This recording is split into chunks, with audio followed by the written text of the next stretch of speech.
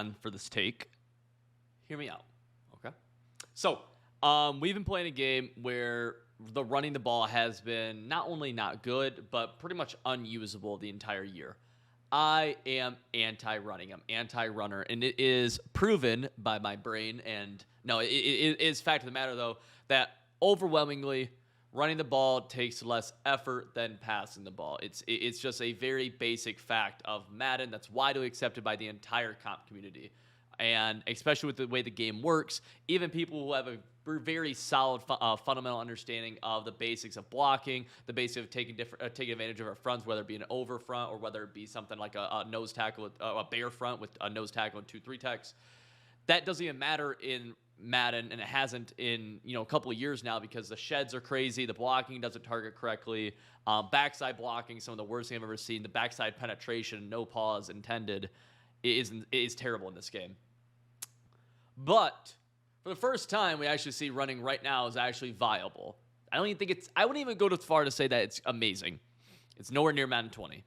But it's good. It's pretty good, especially with 1 AP.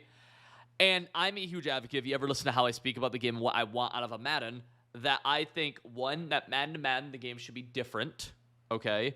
I always, skill gap is such a subjective thing, but I always want the game to be different, and I want the game to be fun. And while I don't think a running Madden, like, for example, how long it's been a pass-heavy game, if it was a run-heavy game, the game would be way, way, way more less enjoyable than, like 5 months of passing for 5 months of running. 5 months of passing is going to be way more fun. But I do think having the game be like this for a month might be really funny. And I think it's only good. It only changes up the playing experience, makes the game more replayable. It's only good long-term.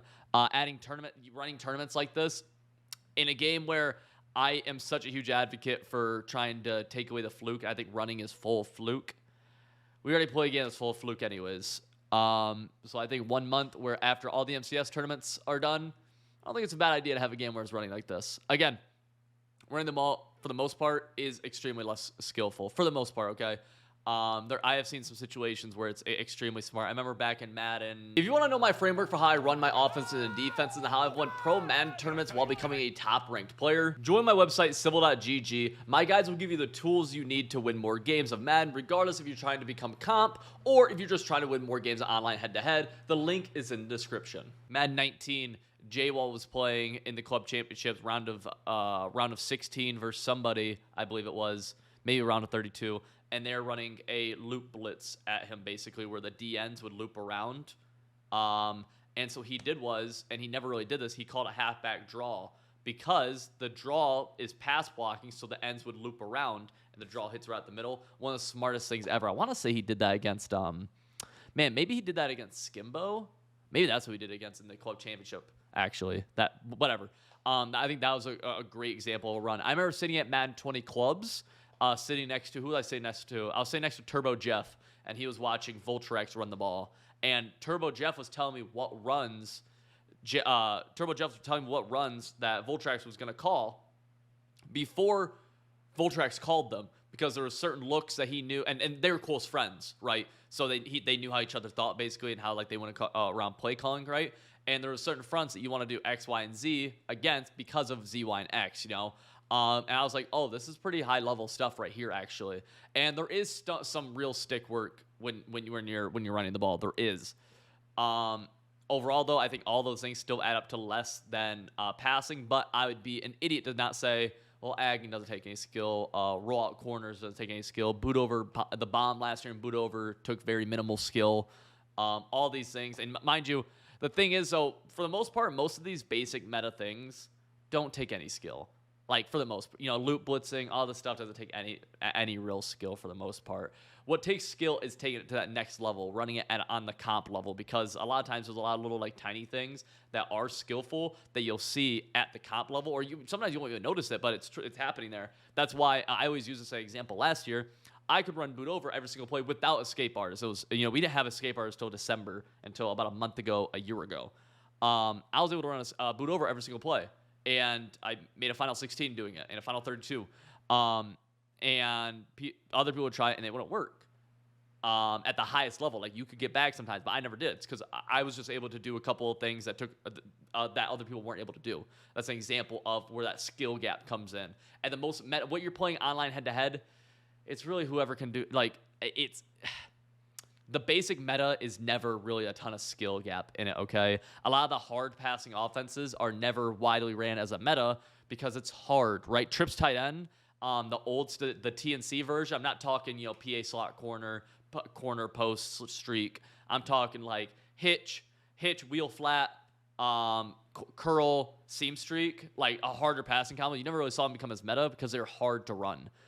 So basically, what I'm trying to say is that the meta is always for idiots. It's always for low skill intended, and then the skill gap is how well can you run that against another guy who knows how to defend the meta. And beat them if you're able to beat them or not. That's when like real skill ends up being seen. You know what I mean? I always say it all the time. I hate the one of the things I hate in Madden is that if I had my mom pick, let's say my mom was okay with a controller. Okay, she never played Madden before though, right? And I gave her an Xbox controller and she played Madden, right, for the first time ever. She'd be terrible, obviously, like worst player ever. But if I told her to run boot over last year and told her, hey, hit B, Y, or X, and actually, hey, no, we're just going to hit B or Y, or you're just going to run, she'd actually be better than a lot of the people watching this video right now, like within like 2 days. Like, I'm not kidding either.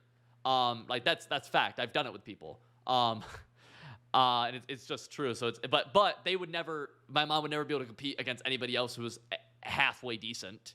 You know what I mean?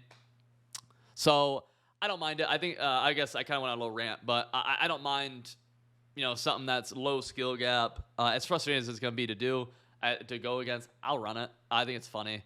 I just hope it's not in the game forever. I think if the next 5 months is like this, it's like, oh, that's bad. Obviously, no one wants to play because, especially, you think passing's repetitive? You think passing's repetitive? Play against my 0-1 trap scheme.